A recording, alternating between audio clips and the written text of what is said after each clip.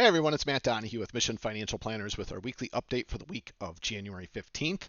Today is Tuesday the 16th that we're recording. Yesterday we were closed for the Martin Luther King holiday. I'll touch on Dr. King and his legacy for just a moment and then jump into our weekly update. I'm someone who holds Dr. King in really, really high regard. And just a few years ago, I read his letters to a Birmingham jail, and it just cemented what I think about him. Um, for those of you who know me, I have two kids, a 7-year-old and a 10-year-old, both girls. They love to play. They love to go to the pool. They love to go to the zoo. They love to go to amusement parks. I mean, they love to do all that kind of stuff. They just love it. And they're at that age where it's still fun and it's cool and, they don't really care what anybody else thinks. And I know their teenage years are coming, so it'll be different, once that happens. But in his letters to a Birmingham jail, Dr. King wrote a lot of different stuff, but the passage that got me, and for things like this, and I'm sure it's the same for everyone else, the thing that got me was the personal side of it, right? I'm going to read a quick quote for you from it, and just think of, someone like me, a dad with two girls, having to explain this, right?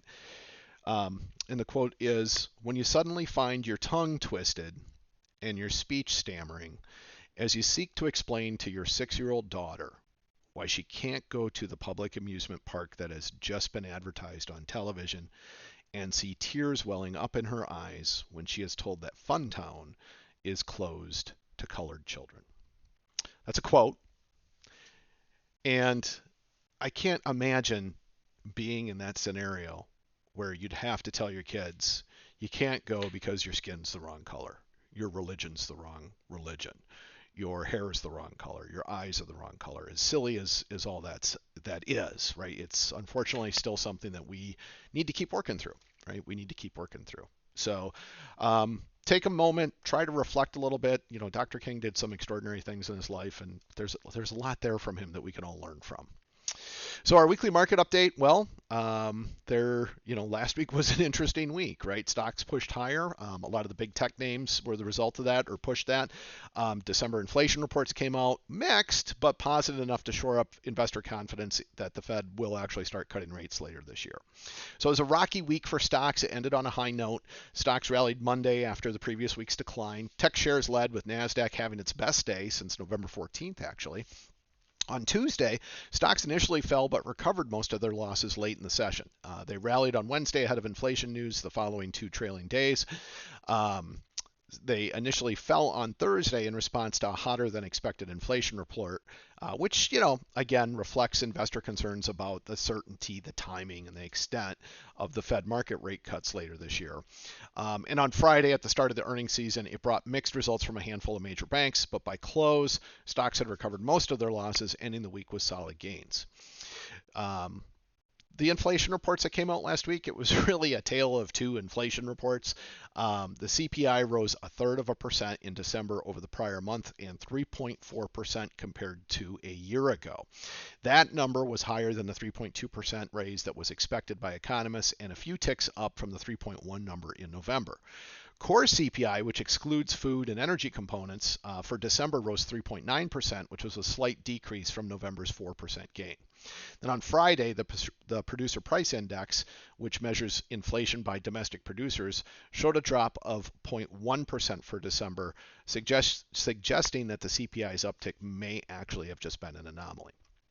So this week, yesterday, the Empire State Manufacturing Index reported for key economic data.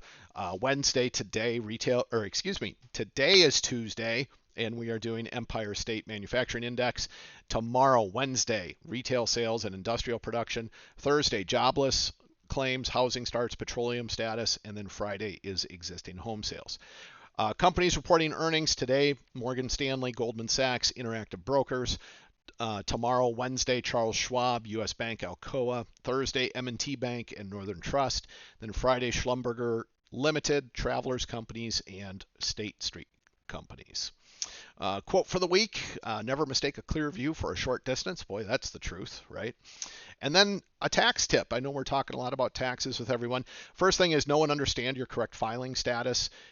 That filing status affects whether you're required to file a federal tax return, whether you should file a return to get a refund, what your standard deduction is, can you claim certain credits, and the overall amount of of tax you're going to pay. And of course, this is at the federal level.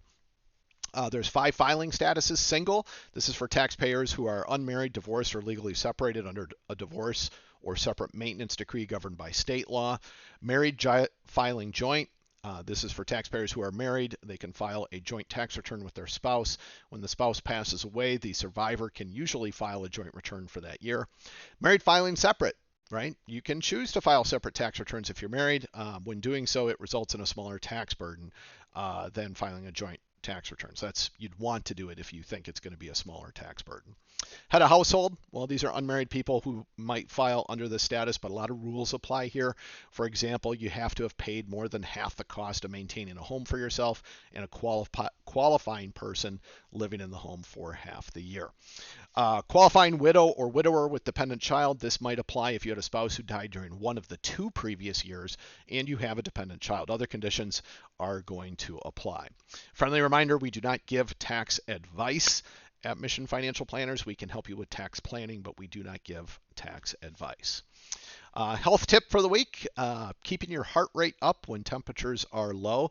Boy, this is the truth. I'm a guy who grew up in Minnesota. I live in Texas. It's like 12 degrees today, and cold weather can make it really hard for you to want to get out of the house and work out. And especially those of you who are up in the Midwest, maybe it's cold, maybe it's dark, maybe it's kind of dreary out because of the snow and overcast skies and things like that. But don't stop working out. Right? Don't stop working out. So some of the things you can do, I'd never thought of this. Try a rebounder. It's like a mini trampoline, or do a jump rope. If you haven't jumped rope since you were a kid, that is a worker. If you have neither, you can swing your hands and just jump up and down. Try doing that for a minute. That'll really get your heart rate going. Go on to YouTube or some other streaming guided workout. Can't squeeze in a full half hour at one go? Hey, get 30 minutes in throughout the course of the day. I'll walk around the office when I'm doing a lot of prospect dialing. If you can afford it, get some workout equipment, right? If you run or hike, maybe get a treadmill with an adjustable incline. That's a note for running on treadmills. You usually want to run at a 1% incline. That's because treadmills tend to pull you along, and so if you run it flat, it's kind of like you're running downhill the whole time. Like to ride a bike? Hey, maybe a stationary bike, maybe a Peloton. Right? Who knows? Now, there's a lot of ways to stay fit while winter's going on. Just remember, talk to your doctor before you start working out. And if you haven't worked out in a long time, ease your way into it, right? Just ease your way into it. Well, everyone, thanks again for everything. We're off to a fantastic start on a personal note and on a business note. Personal note, kids are back in school. We got the tree taken down, all that stuff. I feel like we've worked harder the first 2 weeks of January than we did over the holidays. And from a business standpoint, we're off to a great start this year. Business is moving along very nicely. We're done with our broker-dealer transition. We're really just focused on getting out and helping as many people as we can in 2024. Again, if you have any questions on anything we talked about today, anything I discussed, let me know. You can always reach out to us toll free at 888-339-0093. Once again, 888-339-0093. You can also email us at admin@mfplanners.com. That MF, by the way, does not stand for what some of you think. It stands for Mission Financial Planners. Admin@mfplanners.com. Thanks again, everyone. Have a great week. Let me know if you need anything. 888-339-0093 or email me at admin@mfplanners.com. Thanks again. We'll see you next week.